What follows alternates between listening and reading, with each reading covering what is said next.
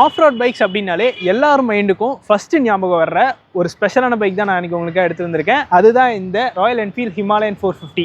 இந்த பைக்கோட ஒரு டீட்டெயில்டான வாக் அரவுண்ட் ரிவ்யூ தான் நம்ம இன்றைக்கி பார்க்க போகிறோம். சேனலுக்கு புதுசுனா என் பேர் அம்ரிஷ். நம்மளோட மோட்டோரிஸ்ட் நம்ம சேனலில் நம்ம எல்லா காஸ் அண்ட் பைக்ஸோட drive and walk around reviews பண்ணிட்டு இருக்கோம். இப்போ தான் ஃபஸ்ட் டைம் நம்ம சேனலுக்கு வரீங்கன்னா கண்டிப்பாக சப்ஸ்கிரைப் பண்ணிக்கோங்க. அண்ட் ஆல்சோ இந்த ராயல் என்ஃபீல்ட் ஹிமாலயன் 450 நமக்கு ரிவ்யூக்காக ப்ரொவைட் பண்ணதுக்காக நம்ம சேலமில் இருக்க சாமுண்டி ராயல் என்ஃபீல்டுக்கு ஒரு பெரிய ஷார்ட் அவுட் கொடுத்துக்கலாம். புக்கிங்ஸ் அண்ட் டெஸ்ட்டுக்காக நான் டிஸ்கிரிப்ஷனில் நம்பர் ஆட் பண்ணியிருக்கேன், டெஃபினட்டாக செக் பண்ணி பாருங்கள்.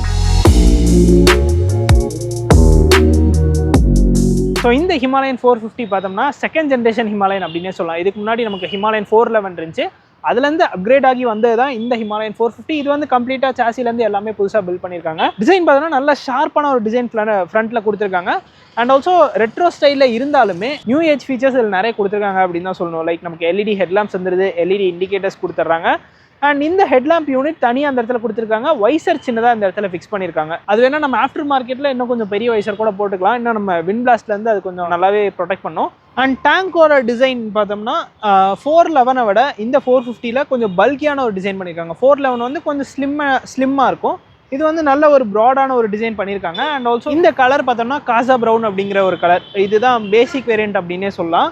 ஸோ சிங்கிள் டோன் பெயிண்டில் தான் வருது. இதுவே நம்ம டாப் எண்ட்லாம் போனோம்னா அந்த ஹிமாலயன் மாதிரியான கிராஃபிக்ஸ்லாம் நம்ம டேங்கில் பார்க்க முடியும். அண்ட் இந்த இடத்துல பார்த்தோம்னா சின்னதாக ஒரு போர்ஷன் கொடுத்துருக்காங்க. இதுவுமே அந்த ப்ரௌன் கலரில் தான் இருக்குது. சாண்டில் மாதிரியான ஒரு ஃபினிஷில் தான் இருக்குது. அழுக்கு பட்டாலும் அவ்வளோவா தெரியாது. ஸோ அதுக்காக தான் இந்த கலர் கொடுத்துருக்காங்கன்னு நினைக்கிறேன். ஸோ நல்ல ஒரு லாங்கான பைக் தான். நீங்கள் பார்த்தீங்கன்னாலே உங்களுக்கு தெரியும், ஒரு மஸ்குலரான ஒரு லுக் கண்டிப்பாக உங்களுக்கு கிடைக்கும்.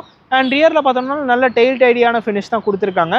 அண்ட் இன்னொரு விஷயம் என்னென்னு பார்த்தோம்னா, நீங்கள் ரியரில் வந்துட்டு டெயில் லேம்ப்ஸ் தனியாக இருக்காது. இண்டிகேட்டர்ஸ்லேயே வந்து டெயில் லேம்ப் இன்டெகிரேட் பண்ண மாதிரி இதை சுற்றியே கொடுத்துருக்காங்க. ஸோ அது பார்க்கறதுக்கும் டிஃப்ரெண்ட்டாக இருக்குது. அண்ட் ஆல்சோ புது விதமான ஒரு டிசைன் தான். இது வந்து நம்ம இந்தியாவில் இருக்க மோட்டர் சைக்கிளில் பெருசாக பார்க்க முடியாது. இது கொஞ்சம் டிஃப்ரெண்ட்டாக ட்ரை பண்ணியிருக்காங்க, பார்க்கறதுக்கும் நல்லா இருக்குது. இந்த ராயல் என்ஃபீல்ட் ஹிமாலயன் 450 பார்த்தோன்னா நமக்கு ஒரு 452cc liquid cooled single cylinder petrol engine கொடுத்துருக்காங்க.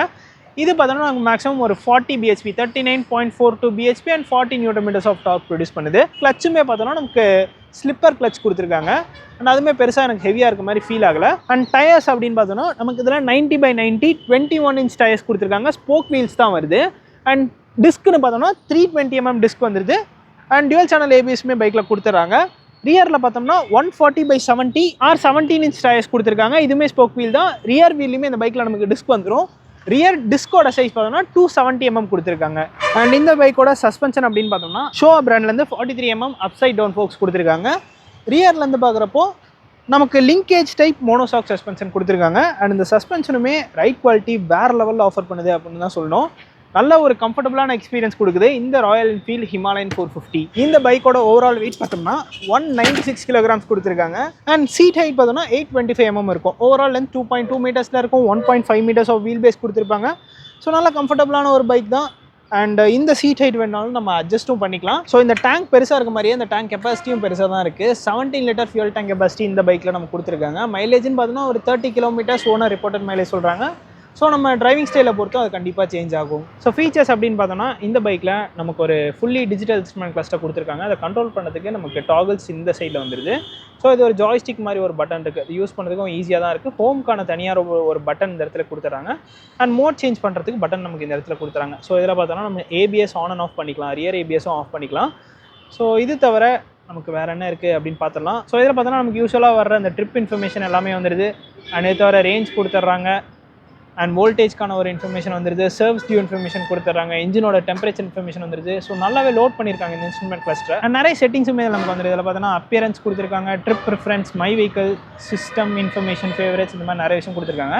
இந்த இன்ஸ்ட்ருமெண்ட் கிளஸ்டரோட அந்த தீமுமே நம்ம வேணால் சேஞ்ச் பண்ணிக்கலாம். ஸோ இதில் பார்த்தோன்னா பேக்ரவுண்ட் ஸ்க்ரீன் டைப் அப்படிங்கிற ஒரு விஷயம் கொடுத்துருக்காங்க. நம்ம அனலாக் அண்ட் டிஜிட்டல் அது ரெண்டில் எது வேணால் வச்சுக்கலாம்.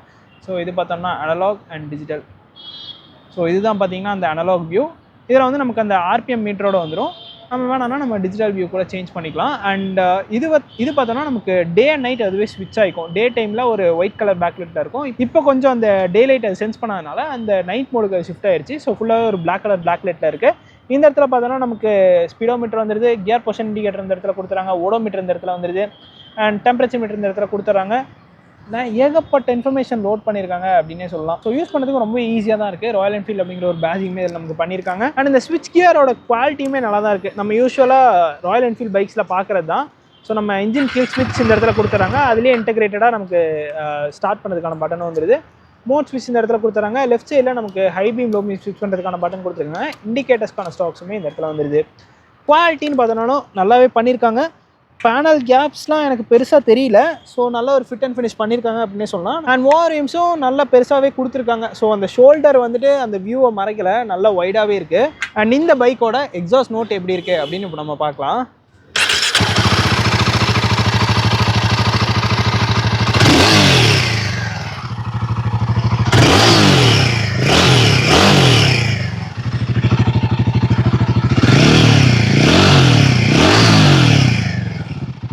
அண்ட் ரைடர் எர்கனாமிக்ஸ்னு பார்த்தோம்னா அட்வென்ச்சர் பைக்ஸில் உங்களுக்கு சொல்லவே தேவையில்லை. அதுவும் ஹிமாலயனில் நல்ல ஒரு அப்ரைட்டான ஒரு ஹேண்டில் பார் கொடுத்துருக்காங்க.